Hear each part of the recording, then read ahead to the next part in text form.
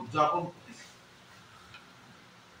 পুরো বন্দে মাতরম আজকে সমগ্র 150 কোটি ভারতবর্ষের সবাই একসঙ্গে বন্দে মাতরম গান আমরা একসঙ্গে গাইলাম। বিশেষ করে আমাদের যশস্বী প্রধানমন্ত্রী নরেন্দ্র ভাই মোদীজিকে অন্তরের অন্তঃস্থল থেকে ধন্যবাদ জানাই। উনি যে সমগ্র ভারতবর্ষের সবাইকে আগ্রহ করেছিলেন এই 150তম বৎসর যাতে আমরা সুন্দরভাবে বন্দে মাতরম উৎসব আমরা পালন করি। বন্দে মাতরম শুধু দুটি শব্দ নয়, এটা আমাদের হৃদয়ের মধ্যে আমাদের যে স্পন্দন জাগরিত করে। আমরা 1875 ইংরেজিতে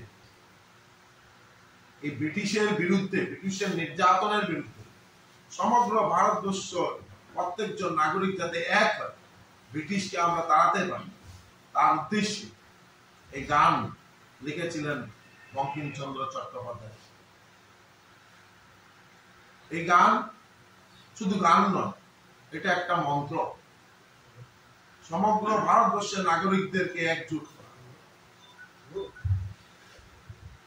আর আনন্দ মঠে এটা লিপিবদ্ধ হয়েছিল,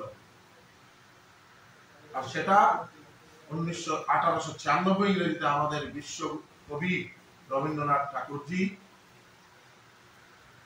উনি এটা কলকাতায় অধিবেশন উনি এটা গিয়েছিলেন।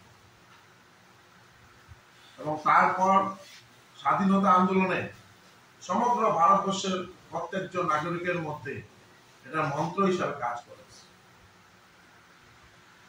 বিশেষ করে যারা স্বাধীনতা সেনানী সবাই যেভাবে আমাদের এই স্বাধীনতা আন্দোলনে সবাই উদ্বুদ্ধ হয়েছিল যে এই মন্ত্রের মাধ্যমে, এবং ব্রিটিশকে তাড়াতে সক্ষম হয়েছে। এবং তারপর আমরা মাঝে যদি প্রধানমন্ত্রীজি বলেছেন যে পুরো সঙ্গীতটা তার বিরুদ্ধে কতিপয় ব্যক্তিরা করেছিলেন, এবং এই বন্দে মাতরম তাকে টুকরা করে প্রথম স্ট্রেঞ্জারটা দেওয়া হয়েছিল। এই যে টুকরা করা হয়েছিল, এই টুকরা করার ফলে আমরা স্বাধীনতাও পেয়েছি দ্বিখণ্ডিতভাবে।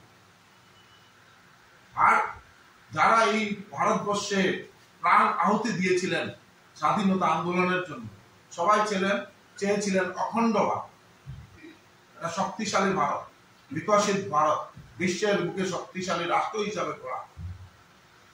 প্রধানমন্ত্রীজি বলেছেন যে একটা সময় সমগ্র বিশ্বের 1/4 জিডিপি ভারতবর্ষ সাপোর্ট করে। সেই মহান ভারতকে আমরা দ্বিখণ্ডিত ভারত হিসাবে আমরা স্বাধীনতা পেয়েছি।